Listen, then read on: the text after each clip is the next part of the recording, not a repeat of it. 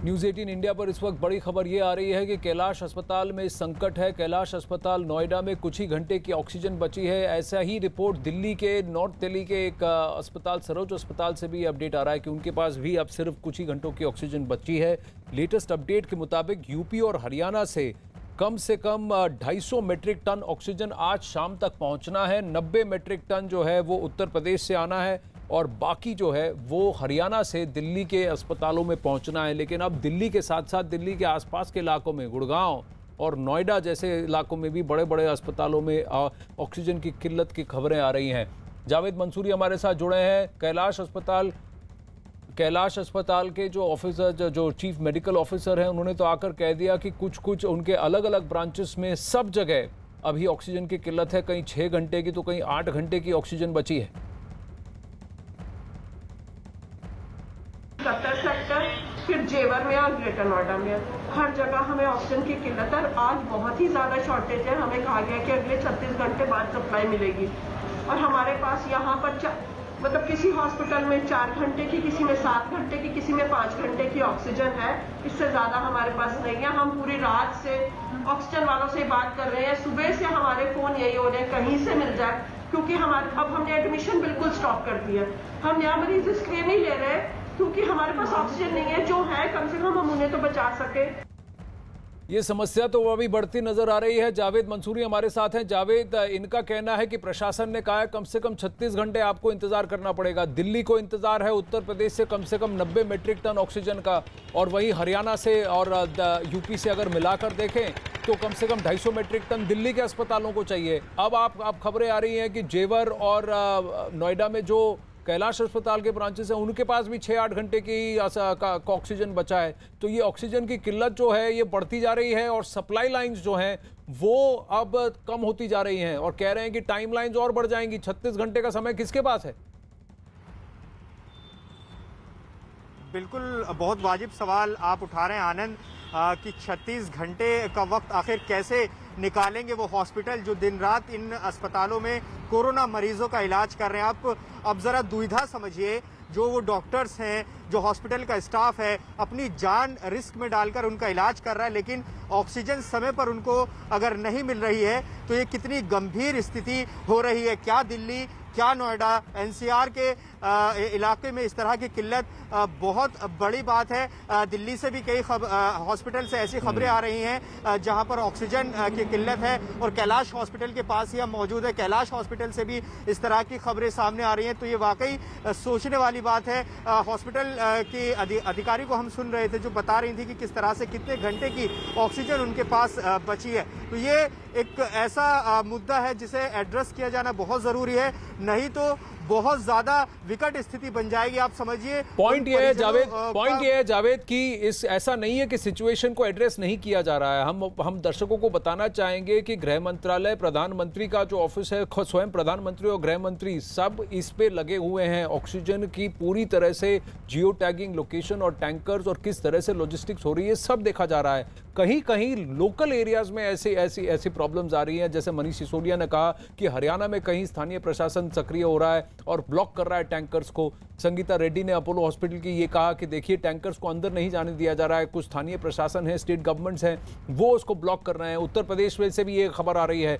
हर किसी को शेयर करना होगा लोड, हर किसी को एक दूसरे के साथ मिलकर काम करना होगा जावेद, क्योंकि अगले 10-12 घंटे सबसे क्रिटिकल हैं सबके लिए।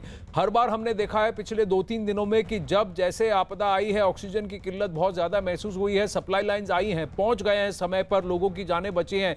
लेकिन ज़रूरी बात यह है कि अब 6-8 घंटे का वक्त है तो कम से कम 2-3 घंटे रहते रहते इन सप्लाई लाइंस को पूरा करना ज़रूरी है।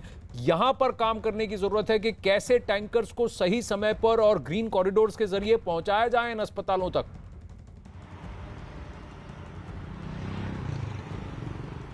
बिल्कुल आनंद, जिस तरह से आप बता रहे हैं कि पूरी निगरानी हो रही है, लगातार खबरें भी इस बीच आ रही हैं। देखिए, जो आप बात कह रहे हैं उसी को मैं आगे बढ़ाना चाहूंगा। मुख्यमंत्री अरविंद केजरीवाल ने खुद केंद्र सरकार का शुक्रिया अदा किया कि उन्होंने दिल्ली का कोटा बढ़ाया, लेकिन दिक्कत आ रही है कि जो कोटा है वो भी समय से नहीं पहुंच पा रहा है। तो इन तमाम पहलुओं पर काम हो रहा है, लेकिन अस्पतालों का अपना पक्ष है, वो सामने आकर अपनी बातें रख रहे हैं कि आखिर स्थिति क्या है अस्पताल में, किस अस्पताल में कितनी देर की ऑक्सीजन बची हुई है। तो ये स्थिति जब सामने आती है तो निश्चित तौर पर एक चिंता का विषय जरूर है। तो ऐसे में ये और जरूरी है जावेद कि सारे अस्पताल जो हैं अपडेट्स करते रहें, क्योंकि जब लोगों को पता लगेगा, प्रशासन को पता लगेगा, तो कहीं ना कहीं वहां पर काम भी होगा, उस पर हरकत भी होगी। अब बात दिल्ली के शांति मुकुंद अस्पताल की करते हैं, जहां ऑक्सीजन की कमी ने वहां के सीईओ को भावुक कर दिया।